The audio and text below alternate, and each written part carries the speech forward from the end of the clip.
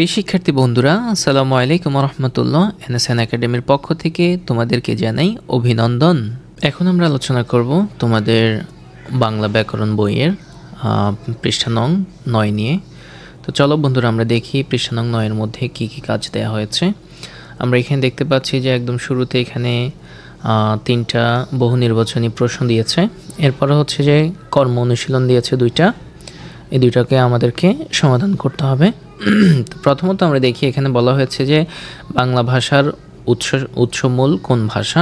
দ্বিতীয় প্রশ্নটি ছিল যে নিচের কোন বাক্যটি সাধু ভাষার উদাহরণ।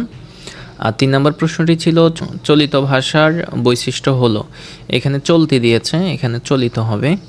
আচ্ছা, বৈশিষ্ট্যগুলো দেখো। আর এরপরে হচ্ছে যে এখানে কর্ম অনুশীলন দিয়েছে 1 নম্বরে ভাব প্রকাশ, অর্থবহতা, বাকযন্ত্র এই বিষয়গুলোর অন্তর্ভুক্ত করে ভাষার একটি সংজ্ঞা তৈরি করো। আর 4 নম্বরে বলা হয়েছে যে প্রদত্ত শব্দগুলোর পরিবর্তিত রূপ ডান পাশে সঠিক ঘরে বসাও।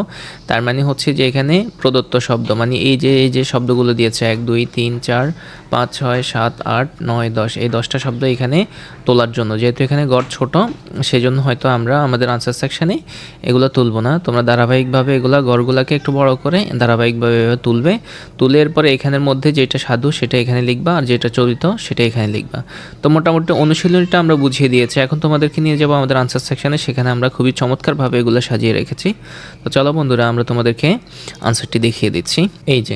এই হচ্ছে আমাদের বহু নির্বাচনী 1-এর উত্তর। বাংলা ভাষার উৎসমূল কোন ভাষা? বাংলা ভাষার উৎসমূল হচ্ছে যে ইন্দো ইউরোপীয় মূল ভাষা, ইন্দো ইউরোপীয় মূল ভাষা। এরপর 2 নম্বরে যেটি ছিল নিচের কোন বাক্যটি সাধু ভাষার উদাহরণ। তো এটা ছিল খ নাম্বার হচ্ছে আমি আজ সুস্থ বোধ করিতেছি, এটা হচ্ছে যে সাধু ভাষার উদাহরণ ছিল। 3 নম্বরে চলিত ভাষার বৈশিষ্ট্য হলো কোনটি? এখানে ক দিয়েছে উত্তর 1 আর 2। চলো 1 আর 2 কি? সেটা হচ্ছে যে ক্রিয়াপদের রূপ সংক্ষিপ্ত হয়, চলিত ভাষায় ক্রিয়াপদের রূপ সংক্ষিপ্ত হয়। আর 2 নম্বরে হচ্ছে যে সর্বনাম পদের রূপ সংক্ষিপ্ত হয়। তো এটা হচ্ছে যে ক নাম্বার উত্তর 1 আর 2। এরপর আমরা দেখতেছি যে কর্ম অনুশীলনের মধ্যে এই যে এখানে বলা হয়েছে যে ভাব প্রকাশ, অর্থবহতা, বাকযন্ত্র এই বিষয়গুলো অন্তর্ভুক্ত করে ভাষার একটি সংজ্ঞা তৈরি করো। তো আমরা এটি দিয়েছি হচ্ছে যে ভাষা হলো ভাব প্রকাশের একটি অর্থবহ ব্যবস্থা যা বাকযন্ত্রের সাহায্যে ধ্বনি, শব্দ ও বাক্যের মাধ্যমে মানুষের মধ্যে যোগাযোগ স্থাপন করে। এটি চিন্তা, আবেগ ও অভিপ্রায় প্রকাশের পাশাপাশি সমাজে পারস্পরিক বোঝাপড়ার প্রধান মাধ্যম হিসেবে ব্যবহৃত হয়। তো আমরা আমাদের মতো করে এভাবে একটি সংজ্ঞা লিখেছি ভাষার। তোমরা চাইলে এটিও উত্তর হিসেবে দিয়ে দিতে পারো। এরপরে 4 নম্বর যেটি বলেছি, এই যে প্রদত্ত শব্দের জায়গায় এই শব্দগুলোকে 10টা শব্দকে এভাবে সারিবদ্ধভাবে তোমরা লিখে ফেলবে, একটু ঘর বড় করবে। এরপর আমরা দেখিয়ে দিচ্ছি এখানে সাধু ভাষা কোনটা।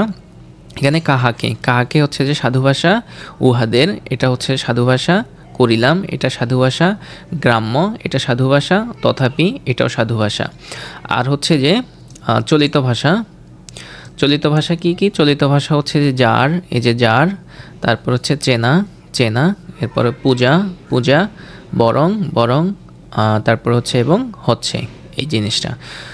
তো মোটামুটি এটি ছিল হচ্ছে তোমাদের বাংলা ব্যাকরণ বইয়ের 9 পৃষ্ঠার অনুশীলনী সমাধান, কর্ম অনুশীলন। আশা করি তোমরা বুঝতে পেরেছো। আর আমাদের সঙ্গে থাকার জন্য ধন্যবাদ। যদি আমাদের ভিডিওগুলো তোমাদের ভালো লাগে, প্লিজ আমাদের ভিডিওতে একটি লাইক দিবে এবং আমাদের চ্যানেলটি সাবস্ক্রাইব করবে। যারা অলরেডি সাবস্ক্রাইব করেছো তাদের সবাইকে জানাচ্ছি অসংখ্য ধন্যবাদ।